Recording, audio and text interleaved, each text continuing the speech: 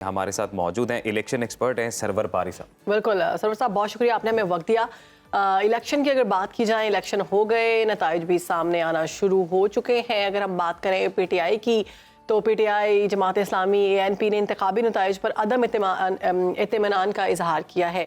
आप क्या समझते हैं, सियासी जमातों का ये जो तहफ़्फ़ुज़ात हैं, ये जो शक जाहिर किया जा रहा है, क्या ये दुरुस्त है? जी, मैं समझता हूँ बिल्कुल दुरुस्त है, क्योंकि हमारी जो अपनी इलेक्शन ऑब्जर्वेशन थी जो हमने 131 हल्कों में की है जी, वतन प्रख्याति तंजीम और कुलेशन 38 ने, तो हमारी जो फाइंडिंग्स हैं वो भी वाज़ेह तौर पर दिखाती हैं कि धांधली तो बहुत बड़े लेवल पर हुई है। पाकिस्तान की तारीख में 1977 के बाद ये सबसे बड़ी धांधली थी और अब वो आज भी जारी है। बहुत सारे उम्मीदवारों ने हमें दिखाया है कि किस तरह रात को जो उनको वोट पड़ रहे थे, अगली सुबह वो बिल्कुल उलट कर दिए गए। जी, सरवर तो पारी साहब, तकरीबन इसका 25 जिम्मेदार कौन है? इसका जिम्मेदार बुनियादी तौर पर तो इलेक्शन कमीशन ही है, क्योंकि आइन के आर्टिकल 218 के तहत फ्री, फेयर, ट्रांसपेरेंट, जस्ट और ऑनेस्ट इलेक्शन करवाने की जिम्मेदारी इलेक्शन कमीशन के पास है। उनके पास अथॉरिटी भी है, पावर भी है।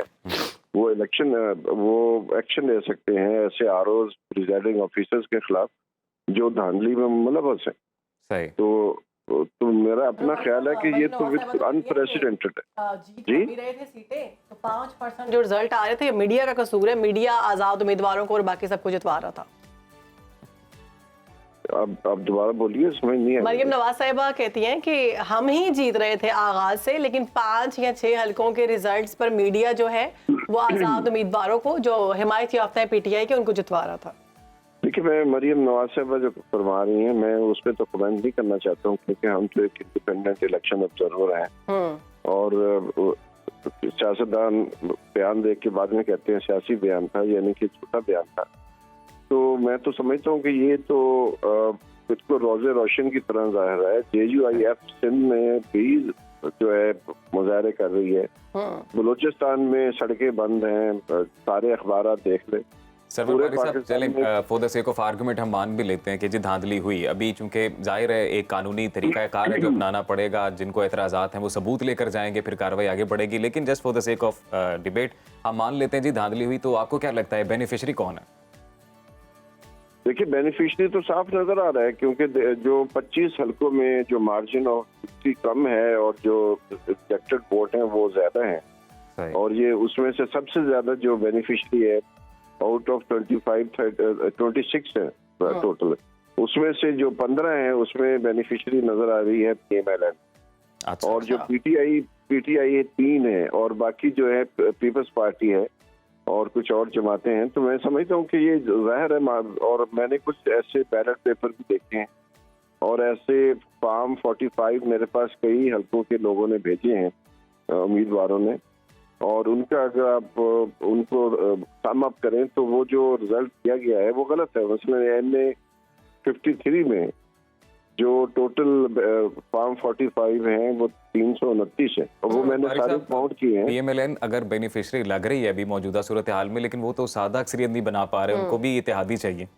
क्योंकि जो पॉपुलर वोट है वो मैसिव लेवल पर हुआ है, और मैंने 1 साल पहले एक आर्टिकल लिखा था, पेपर लिखा था, और मैंने कहा था जब पॉपुलैरिटी गैप, यानी कि पॉपुलर वोट एक पार्टी के पास है जो एस्टेब्लिशमेंट को ना पसंद है और जो उनका पसंदीदा उम्मीदवार है, उसमें अगर गैप जो है वो 25% से ज्यादा हो जाए तो फिर मुश्किल हो जाता है कि धांधली करके, क्योंकि एस्टेब्लिशमेंट और जो इलेक्शन कमीशन या इंतजामिया या पुलिस है उसकी जो कैपेसिटी है टू रिग इलेक्शन वो एक हद तक है। अगर वो स्केल अप करेंगे तो उनसे मुमकिन नहीं होगा, फिर उनको इस तरह के काम करने पड़ेंगे। सरवर पारी साहब, बहुत ब्लेटेंट है। आजाद उम्मीदवारों की बात कर लेते हैं। बड़ी तादाद में इलेक्शन में आजाद उम्मीदवार कामयाब हुए हैं।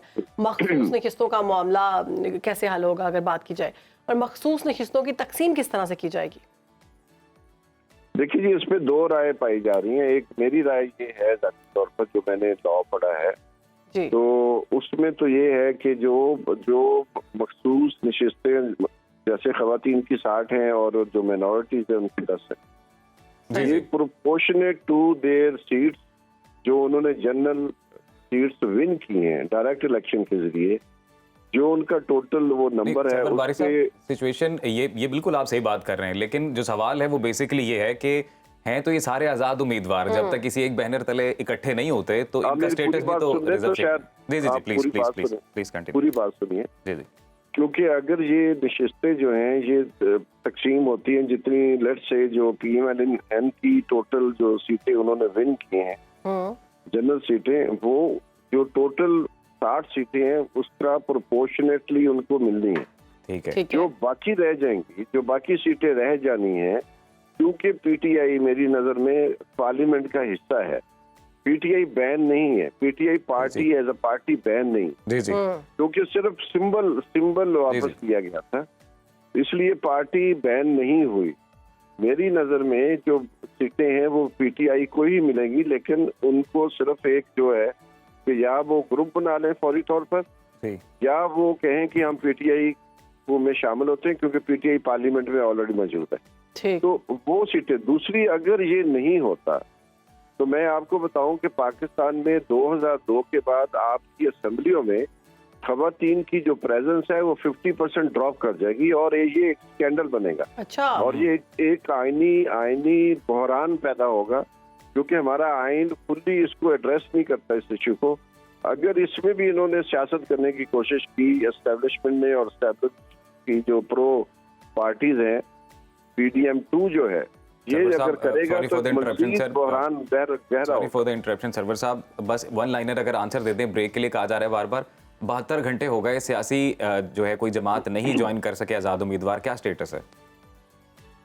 देखिए अभी तक तो वो खड़े हैं, लेकिन ये कि अगर नाजायज जो प्रेशर है, जैसे पहले इस्तेमाल होता रहा है, प्रेस कॉन्फ्रेंसेस होती रही, तो वो तो फिर अवाम के मैंडेट की धज्जियां उखेड़ने के बराबर होगा। तो ये बिल्कुल हमें पाकिस्तान को खुशहाल करना है, यहाँ पर इकॉनमी को बेहतर करना है। जी हाँ। ये तरीकाकार करके आप पाकिस्तान में अमन कायम नहीं कर सकते। सर बहुत शुक्रिया। इलेक्शन एक्सपर्ट सरवर बारी साहब हमारे साथ मौजूद थे और इस बारे में बता रहे थे कि अब क्या होना चाहिए, क्या स्टेटस है पार्टीज का और आजाद उम्मीदवारों का।